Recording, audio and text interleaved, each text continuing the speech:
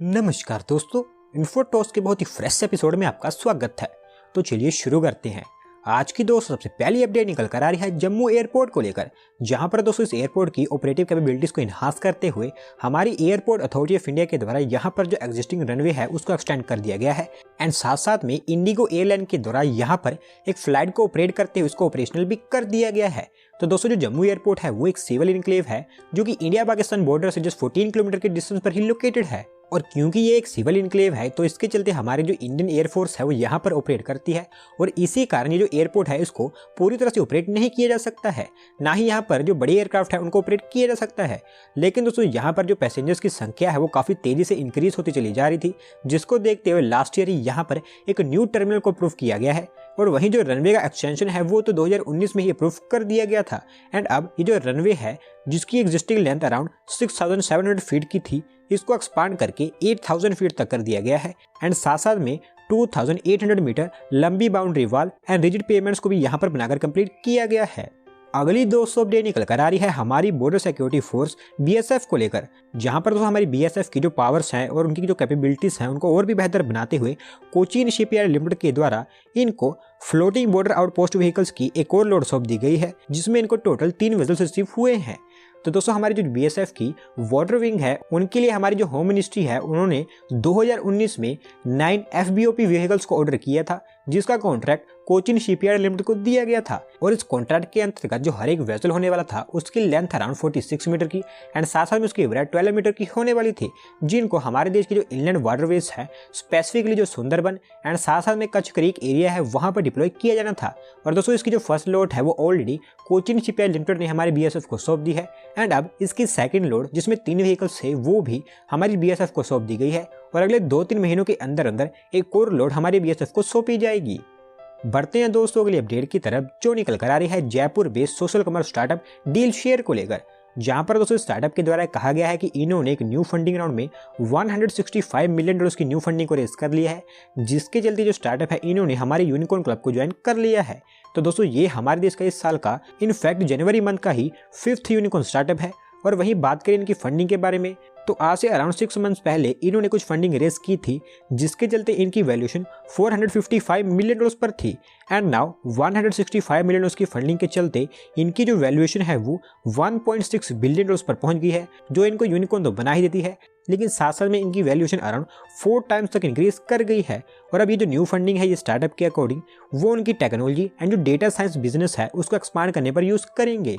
अगली 200 अपडेट निकल कर आ रही है मुंबई मेट्रो को लेकर, जहां पर दोस्तों मुंबई मेट्रो की लाइन 4 जो कि 32.32 किलोमीटर लंबी एक अंडर कंस्ट्रक्शन लाइन है, इसका जो काम है वो और तेज होता हुआ देखने को मिलेगा, क्योंकि इस अंडर कंस्ट्रक्शन लाइन प्रोजेक्ट के अंतर्गत एक कार शेड के लिए जो लैंड सर्वे है जो कि काफी लंबे समय से फंसा हुआ था वो अब स्टार्ट हो गया है। तो दोस्तों मुंबई मेट्रो की जो लाइन 4 है इसका अराउंड 10.87 किलोमीटर का पार्ट थाने में से होकर गुजरना था, और मोस्टली जो लाइन है ये अंडर कंस्ट्रक्शन है, लेकिन इसका पार्ट जो थाने में से होकर गुजरना था उसके अंतर्गत थाने के घोड़बंदर में एक कार शेड मुंबई मेट्रो के लिए बनाया जाना था। लेकिन दोस्तों लोकल फार्मर्स के प्रोटेस्ट के चलते यहाँ पर जो कार शेड है उसका काम पिछले 3 साल से स्टार्ट हो ही नहीं पाया है, और ना ही इसका कोई रिजल्ट सामने निकल कर आया है। लेकिन यहाँ पर जो लोकल एडमिनिस्ट्रेशन है उन्होंने अब लोकल फार्मर्स के साथ में जितने भी मैटर्स थे उनको सॉर्ट आउट कर दिया है, और फाइनली 3 ईयर्स के डिले के बाद में यहाँ पर जो कार शेड है वो बनकर तैयार हो सकता है। और इसके लैंड एक्विजिशन से 8 दिन पहले इसके लिए एक लैंड सर्वे किया जाएगा, जिसमें देखा जाएगा कहाँ पर लैंड को एक्वायर किया जाना है, और मोस्ट इंपॉर्टेंटली यहाँ पर जो लोकल पीपल की डिमांड थी उनको भी फुलफिल किया जाएगा। अगली 200 अपडेट निकल कर आ रही है हमारी Indian automotive company Tata Motors को लेकर, जहां पर दोस्तों महिंद्रा एंड महिंद्रा जो कि हमारे देश की एक और ऑटोमोटिव मैन्युफैक्चरिंग कंपनी है, इसको बीट करते हुए टाटा मोटर ने स्मॉल कमर्शियल व्हीकल सेगमेंट में इस कंपनी को ओवरटेक कर दिया है, जिसके चलते फाइनेंशियली के जितने भी मंथ्स अभी तक गए हैं वहां पर टाटा मोटर इस सेगमेंट में लार्जेस्ट कंपनी बन गई है। तो दोस्तों सबसे पहले मैं आपको बताऊं, जो स्मॉल कमर्शियल व्हीकल सेगमेंट होता है इसमें मिनी ट्रक्स, पिकअप्स, इस तरह के जो व्हीकल्स हैं उनको इंक्लूड किया जाता है। एंड मोस्टली पिछले कुछ सालों से जो सेक्टर था इसको Mahindra and Tata he dominate कर रहे थे, जहां पर पहले नंबर पर महिंद्रा ही आ रहा था। लेकिन 2021 में अप्रैल से दिसंबर के बीच में जो 9 मंथ्स थे वहां पर इस सेगमेंट में बाय वॉल्यूम टाटा की 1,13,867 यूनिट सेल की गई हैं, जबकि महिंद्रा की 1,11,682 यूनिट सोल्ड हुई हैं। और वही फाइनेंशियल ईयर 2020-21 में महिंद्रा एंड महिंद्रा की जो सेल्स थी वो 1,51,889 रिकॉर्ड्स की गई थी, जबकि टाटा की सेल्स 1,37,255 यूनिट्स रजिस्टर की गई थी। लेकिन इस फाइनेंशियल ईयर में क्योंकि टाटा की सेल्स महिंद्रा एंड महिंद्रा से ज़्यादा है, तो इसी कारण इसको ओवरटेक करते हुए टाटा इस सेगमेंट में सबसे बड़ा प्लेयर बन गया है।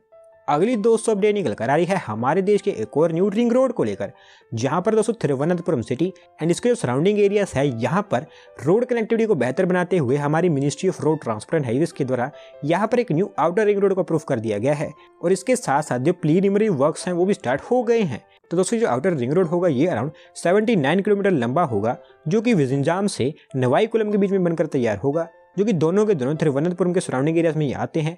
एंड इसका जो ओरिजिनल प्लान है वैसे तो केरला गवर्नमेंट के द्वारा बनाया गया है, लेकिन इसका कंस्ट्रक्शन हमारी ministry of road transport and highways के द्वारा सैंक्शन किया गया है। और एक बार जब ये रिंग रोड बनकर तैयार हो जाएगा तो केरला गवर्नमेंट का ये भी प्लान है कि वो इस रिंग रोड के दोनों साइड्स पर एक ग्रोथ कॉरिडोर डेवलप करेंगे, जो कि एक तरह का स्पेशल इन्वेस्टमेंट रीजन होगा। और इस स्पेशल इन्वेस्टमेंट रीजन में IT, मैन्युफैक्चरिंग, प्रोसेसिंग, मार्केटिंग, इस तरह के बिजनेस के लिए लैंड को रिजर्व रखा जाएगा। ओवरऑल 1500 एकड़्स के एरिया में जो ग्रोथ कॉरिडोर है ये डेवलप किया जाएगा। लेकिन अभी जो आउटर रिंग रोड है उसके लिए प्रीलिमिनरी वर्क स्टार्ट हो चुके हैं। अगली दोस्तों अपडेट निकल कर आ रही है हमारी नेशनल कैपिटल दिल्ली से, जहां पर दोस्तों दिल्ली के जो टूरिज्म सेक्टर्स को और भी बेहतर बनाते हुए और इंक्रीज करते हुए साउथ दिल्ली म्यूनिसिपल कॉर्पोरेशन के द्वारा डिसाइड किया गया है कि वो दिल्ली में एक न्यू बॉलीवुड पार्क को डेवलप करेंगे, जो कि इंडियन सिनेमा पर बेस्ड होगा। दोस्तों दिल्ली में ऑलरेडी टूरिज्म सेक्टर के लिए जो पंजाबी बाग लोकेलिटी है वहाँ पर भारत दर्शन पार्क एंड साथ साथ में जो वेस्ट टू वंडर पार्क है इनको बनाकर कंप्लीट किया गया है। एंड यहाँ पर डेली लार्ज नंबर में टूरिस्ट विजिट करते हैं और इन्हीं की सक्सेस को देखते हुए साउथ दिल्ली म्यूनिसिपल कॉर्पोरेशन के द्वारा ये न्यू प्लान बनाया गया है, जिसके अंतर्गत ये जो बॉलीवुड पार्क होगा ये बनकर तैयार होगा।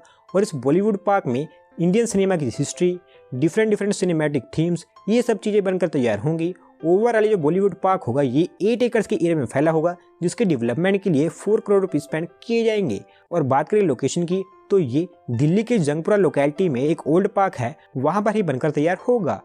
बढ़ते हैं दोस्तों के अपडेट की तरफ, जो निकल कर आ रही है Mumbai based multinational information technology company Larsen and Toubro infotech को लेकर, जहां पर दोस्तों उनका जो डिजिटल सोल्यूशन बिजनेस है उसको एक्सपांड करते हुए L&T के द्वारा डिसाइड किया गया है कि वो लो कॉस्ट 5G नेटवर्क को डेवलप करेंगे। एंड इसके लिए उन्होंने IIT मद्रास के साथ में कोलैबोरेशन करनी है। दोस्तों L&T एंड IIT मद्रास ये दोनों मिलकर low cost low frequency 5G network को डेवलप करने पर काम करेंगे, ताकि रूरल एरियाज जहां पर नेटवर्क को स्टेब्लिश करना काफ़ी डिफिकल्ट टास्क है, यहां पर 5G नेटवर्क अवेलेबल हो पाए। और साथ साथ में ये दोनों मिलकर smart manufacturing, industry 4.0, smart cities, media, इन सभी सेक्टर के लिए भी जो 5G टेक्नोलॉजी है या फिर जो 5G यूज़ केसेस हैं उनको डेवलप करेंगे। आज की दोस्तों लास्ट अपडेट निकल कर आ रही है हमारे देश के एक और यूनिकॉर्न स्टार्टअप को लेकर, जहां पर दोस्तों home ground multi cloud storage startup MinIO ने एक न्यू फंडिंग राउंड में 103 मिलियन डॉलर्स की फंडिंग को रेज कर लिया है, जिसके चलते इनकी जो वैल्यूएशन है वो यूनिकॉर्न स्टार्टअप कहलवाने के लिए वहां तक पहुंच चुकी है। दोस्तों जैसा कि अभी मैंने आपको बताया कि हमारे देश को अभी 5th यूनिकॉर्न मिला है, जो कि जनवरी का ही 5th यूनिकॉर्न है। एंड अब हमारे देश को एक और यूनिकॉर्न मिल गया है, जो कि इस साल का 6th यूनिकॉर्न बन गया है।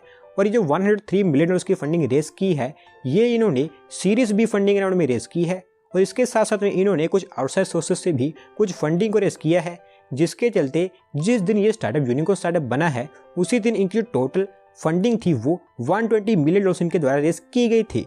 और एग्जैक्टली ये जो 103 मिलियन डॉलर्स की फंडिंग थी इसके चलते इनकी वैल्यूएशन 1 बिलियन डॉलर्स पर पहुंच गई है। और वहीं जो आउटसाइड सोर्सेज से इन्होंने फंडिंग को रिसीव किया है उसके चलते इनकी वैल्यूएशन 1 बिलियन डॉलर्स थोड़ी सी ऊपर पहुंच गई है।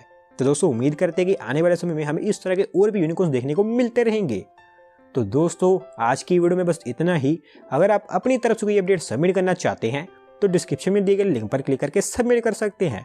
और अगर आज की वीडियो पसंद आई हो तो वीडियो को लाइक करें, चैनल को सब्सक्राइब करें। धन्यवाद आपका वीडियो को देखने के लिए।